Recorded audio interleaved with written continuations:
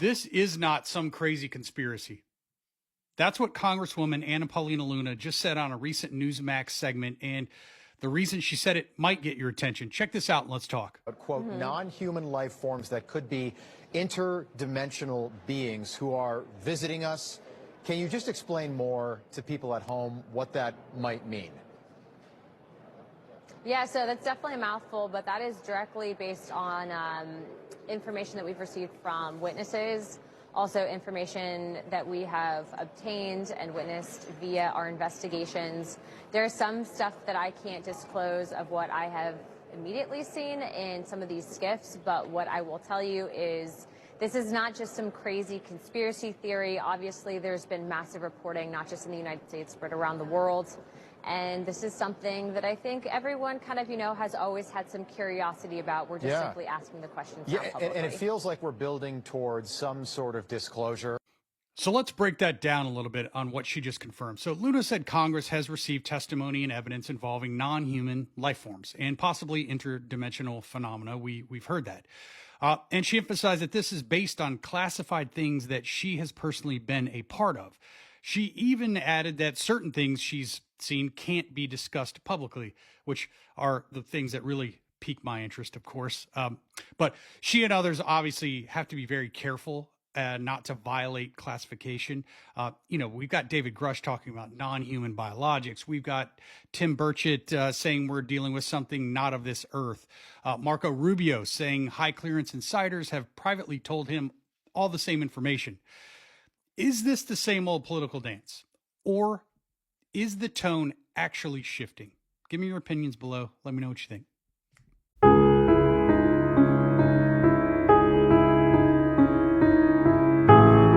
The President of the United States, a Congresswoman, and a former intelligence official are all saying the exact same thing right now. UFO files are supposed to be coming, and they include things that you would not believe. Okay. So President Trump went on camera just 2 days ago and he basically said that he has personally seen UFO evidence and that it includes, direct quote, things that you wouldn't believe. They want to find out about the UFOs and anything having to do with UFO or related material, and we're going to be releasing a lot of things from. So what does that mean? He then said that disclosure is coming very, very soon and that he already signed an executive order back in February forcing every single agency to hand over what they have. Give it to me. But he's actually not even the only one saying this right now, because the chairwoman of the House UFO Task Force just came out of a classified briefing and said that she saw evidence of objects that were not made by mankind. She then demanded 46 classified videos from the Pentagon by April the 14th, and then the Pentagon basically just ghosted her. So that's insane. And then on top of all of that, there's a former intelligence official who testified under oath in front of Congress, and he's saying that the files involve sentient non-human intelligence. That's a sworn government witness saying that on record. It's not a Reddit conspiracy theory. Those UFO files are supposed to be coming soon. Multiple different people have said it, and when they do, I will obviously cover it immediately. Just make sure that you are already adding me, and you go ahead and add me now so you don't miss it whenever that comes out.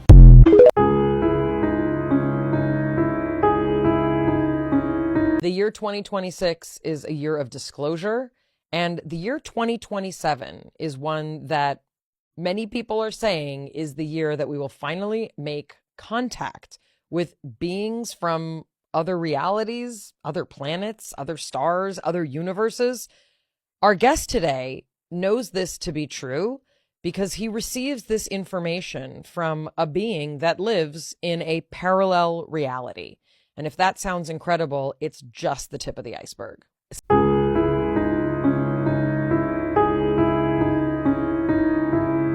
They just confirmed aliens are from our oceans and they have proof of it. In the Oversight Committee hearing that was broadcasted worldwide, 4 witnesses, including a retired Navy commander, confirmed to Congress that non-human higher intelligence exists and we're in possession of their technology. They said we have UAP material and bioorganic material, and so does every other country, and behind closed doors, they're all in a race trying to reverse engineer the technology that they have. They said they have video evidence of them appearing from the oceans all across the world, and they've been here much longer than us. We've seen the UAPs move and react so quickly, and based on their technology, they believe they're being controlled by a mind-body connection. It said that some of these beings appear to be interdimensional, and that a human can withstand up to 9 Gs of force before suffering fatal consequences, but the technology they're working on is producing upwards of 3,000 Gs. Now, this is only the tip of the iceberg compared to what the government is not telling us, but let me know what you guys think about all of this, and I'll keep you guys updated. Here we are looking at real footage of an alien interview from the United States government. Filmed in April of 1991 by the Department of Naval Intelligence, this is a silent film that depicts a thought projection interview with what is commonly known as a gray alien. You'll notice the strange heart monitor there in the front bouncing up and down. It was custom made for this scenario. Designated as an other gray, he is a haploid, meaning he has one reproductive chromosome. Human beings are diploid, meaning we have 2 sets. But this being was a haploid. He arrived at Area 51 in the S2 Alpha Underground facility that housed the Alien Interrogation and Retention Program. That was the unofficial name for it. They called these interview suites the Ambassador Suites because the government did apparently try to look after these beings and looked at them as ambassadors from other planets or other dimensions. And these suites were seemingly outfitted with a medical staff. Now, this being was very ill at the time of filming this. He had a respiratory issue. He was medically flagging, as they call it, and it was reported there was some kind of disease or condition with its heart-lung one-sac.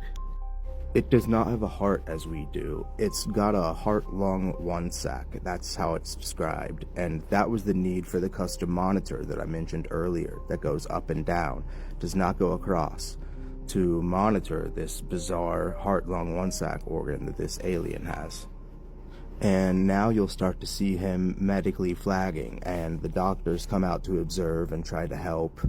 They could have maybe been a little quicker, but these doctors weren't actually known to be the best in the world. You'll see them checking his nose and his mouth, I'm assuming just to make sure the airways are clear. And you see them shining the light on his eyes. Apparently they were checking for any hemorrhaging around the eyes. They weren't just checking his pupils, as they don't have pupils like we do. People have commented that the medical staff they hired were not the best, that they were definitely hired on ability to stay quiet over merit and skill, and saying the telepaths they used were one step above 1-800 psychics. But these guys would sit down with the being and then immediately start to relay information back to whatever government personnel were in the room. And then behind the viewing glass were 5 men, 2 telepaths. As I mentioned earlier, this was a thought projection interview. They do not speak verbally. And then admirals, generals, and scientists. People were apparently lined up in a conga line of sorts of different people, agencies, waiting for their turn to insert a question to this being in a 2-hour-long interview. The interviews were apparently 2 hours long and conducted about once a month. So I wanted to slow this video down and zoom in for a sec and let you guys see what I'm seeing here. I noticed the muscles in its eye and the part of its head just above the eye moving. Like it gets more round and then more almond-shaped, as if it's nervous or scared, and its eyes get round and wide, and then more almond-shaped as if it furrowed its brow like it's uncomfortable or in pain. And I swear you can see the muscles in its head moving as the eye expands and contracts. I'm going to be kind of going back and forth here really slow so you can see the motion of it moving, and then I'll go forward really slow and let it kind of play out. I enhanced the footage a little bit here. I just opened up the color settings and adjusted the saturation and the brightness a bit so I could see the distinction in the muscles moving on its face better. I just felt like even though this video has been verified to be real from people who were in the government, maybe this visual evidence could lend to its credibility too. Anyway, this is easily one of the coolest videos in the UFO community. I hope you enjoyed it, and I'll catch you in the next one. Oh, and send this video to 2 people you know will hate me. Okay, later. We had agreed to cooperate with the alien colonists by a majority vote taken by the group that your father and I work for. group that came together at the State Department on a project dating back to 1947 to Roswell. The vote changed that, though. It changed everything. We no longer cleave to any government agency. We would now operate privately on our own project. That was your father's objection, that we would ally ourselves with the alien colonists. Toward your own selfish end. We forestalled an alien invasion. No. You only managed to postpone it. We saved billions of lives. You put those lives on hold so that you alone could survive. No, Agent Mulder, so you could. It's exactly what your father failed to realize. He railed at us and our plans, even as the process had begun. While the group had agreed to the most painful sacrifices. Sacrifices that no one else would ever be asked to make. You gave them your children. You gave them your wife. You sent them away like they were things. We sent them away, Agent Mulder, because it was the right thing to do. You sent them away to be tested on. We sent them so they would come back to us. Don't you see? You can't think these choices were made lightly. They were the most painful decisions of our lives. Watching our families' faces.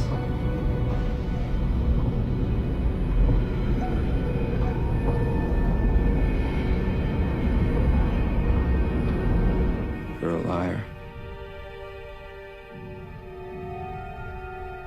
My sister wasn't taken from any hangar. She was abducted from our home right in front of me. Because your father was late to understand the necessity. That he too must give up one of his children to the alien colonists. The aliens insisted on it. It was the only way they would give us the one thing that we needed. The one thing without which we could not proceed. You see, the alien fetus would give us the alien genome. The DNA with which we could make a human hybrid. A new race, Agent Mulder. An alien-human hybrid who could survive the Holocaust. So you could survive and live to see your sister.